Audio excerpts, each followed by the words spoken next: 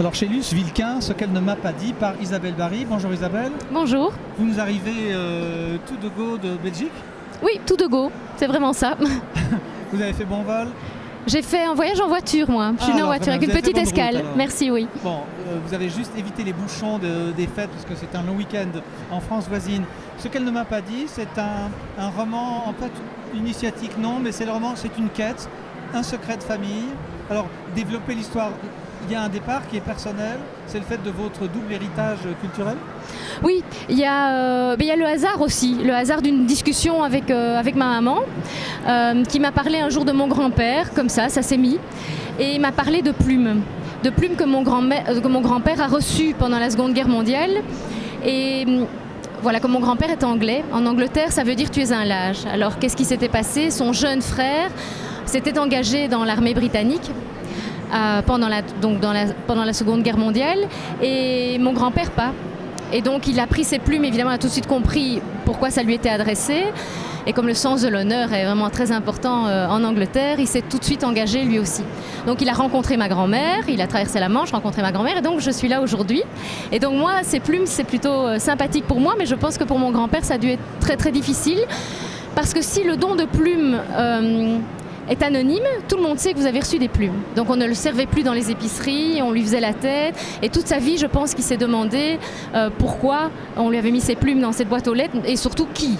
C'est toujours ça la problématique. C'est suffisant pour vous qui êtes auteur, pour vous dire que je peux en faire quelque chose, de romancer? Oui, c'est-à-dire que j'ai dit à maman, mais pourquoi tu m'as pas dit ça plus tôt? C'est tellement romanesque ce que tu me racontes là. Et je me suis dit, tiens, pourquoi est-ce qu'on ne dit pas les choses aux gens? Alors là, ma maman m'a dit, écoute, ça ne s'est pas mis, quoi. Voilà, c'était pas vraiment un secret. Et je me suis dit, tiens, pourquoi est-ce qu'on ne dit pas? Souvent, sans doute, pour éviter de faire du mal à la personne à qui on ne dirait pas, pour éviter de se faire du mal à soi, parce que parfois ce sont des choses pas agréables ou honteuses. Et je me suis lancée sur cette idée de faire un roman sur le secret de famille. Ça va plus loin que le simple secret de famille, parce que vous êtes allé chercher loin le grand-père, pour que ce soit plus, qu'on tombe plus dans la romance ou dans l'intérêt. Bien sûr, ici c'est anecdotique, c'est-à-dire que ce petit repas de midi sur l'idée des plumes avec ma maman n'a été que l'élément déclencheur du roman. Évidemment, après, mon grand-père n'apparaît pas dans le roman et mon histoire personnelle non plus. Non. Voilà, mais c'est vrai que ici j'ai voulu recréer cette idée de secret dans une famille lambda. Un peu bourgeoise, un peu bobo, qui a l'air d'avoir tout réussi et qui n'a pas de problème. Pourquoi? Parce que du coup, ce secret de famille a beaucoup plus de poids que dans une famille qui est déjà un petit peu à problème ou qui a déjà un petit peu des soucis. Donc c'est vraiment la famille bourgeoise classique où la maman a un bon boulot, le papa aussi, la fille ado a ses petits problèmes de fille ado. Et c'est le silence des bourgeois, comme on dit, on ne dit pas tout.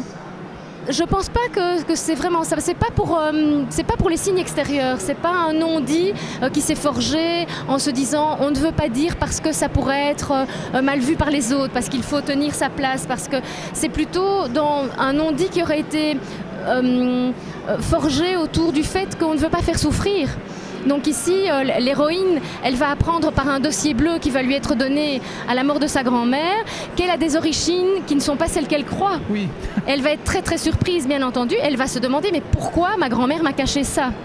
Et du coup... Est-ce que vous avez trouvé, vous, une réponse crédible par rapport à quoi? Des raisons pour lesquelles la grand-mère ne l'a pas dit? Oui, je pense... Indépendamment du fait que l'on pouvait rire à l'époque, du fait qu'on avait un grand-père qui venait du petit cercle dans le grand cercle, etc. Oui, ici je pense que le non-dit ne s'est pas fait à cause des origines en soi, mais à cause des circonstances du décès des parents, qui étaient supposées assez horribles. Et donc, pour protéger sa petite fille, elle n'a pas voulu le raconter.